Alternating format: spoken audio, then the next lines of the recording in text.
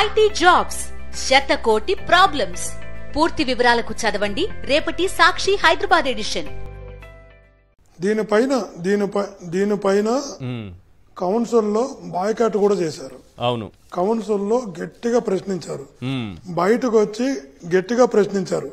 వాళ్ళ దగ్గర మీడియా ఉంది, ఎలక్ట్రానిక్ మీడియా వాళ్ళ దగ్గర ఉంది, ప్రింట్ మీడియా వాళ్ళ దగ్గర ఉంది. కాబట్టి సోషల్ మీడియా ద్వారా, ప్రెస్ మీట్ల ద్వారా జనాల్లోకి తీసుకెళ్లే ప్రయత్నం మనం చేస్తుంటే మన వాళ్ళందరిని తీసుకెళ్లి ఆ ప్రయత్నం చేసిన వాళ్ళందరినీ కూడా నార్త్ కొరియాలో ప్రభుత్వాన్ని ప్రశ్నిస్తే రాజ్యం ఎట్టయితే లోపలేస్తారో ఇక్కడ అదే విధంగా అందరిని తీసుకుని లోపలేస్తున్నారు.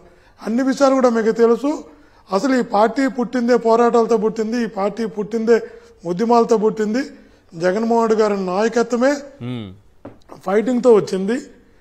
కాబట్టి ఇక్కడ వెనక్కి తగ్గేది లేదు, పోరాటాల్లో వెనక్కిపోయేది లేదు.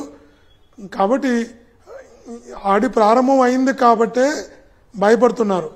కరెక్ట్ గా చెప్తున్నా, జనవరి నుంచి జగనన్న జనంలో కార్యకర్తలతో జగనన్న అనే కార్యక్రమం జరగబోతోంది. కాబట్టి ఒక్కసారి జగనన్న కార్యకర్తలతో జగనన్న కార్యక్రమం జనవరి పండగ తర్వాత ప్రారంభం చేసిన తర్వాత ఎలా ఉంటుందో ప్రజా ఉద్యమం, ప్రజా సమూహం అని భయపడి ఇప్పుడు వరుస పెట్టి చేసేటువంటి కార్యక్రమం కూడా జరుగుతుంది.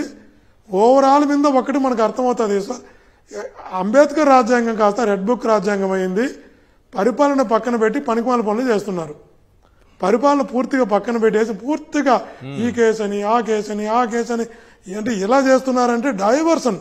అంటే ప్రజలు ఈ ప్రభుత్వం గురించి ఆలోచించకుండా, ఈ ప్రభుత్వం చేసిన తప్పుల గురించి ఆలోచించకుండా, ప్రశ్నించకుండా, ఇచ్చిన హామీలను అమలు చేయకపోయినా ఎవరు నోరెత్తి అడగకుండా ఏమేమి చేయాలన్న ఒకే ఒక లక్ష్యంతో, సంకల్పంతో గట్టిగా ఈ ప్రభుత్వం పోతూ ఒక చెప్పంటే డెమోక్రాటిక్ వాల్యూస్ అన్నది పూర్తిగా ఈ రాష్ట్రంలో లేకుండా చేసి పరిపాలన చేస్తున్నారు. ఇది కింద స్థాయిలో ఉన్న గ్రామీణ రైతుకు కూడా, గ్రామీణ మహిళకు కూడా ఈరోజు తెలిసొచ్చింది.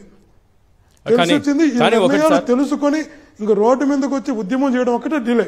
ఒక విషయం చెప్పండి. ఇప్పుడు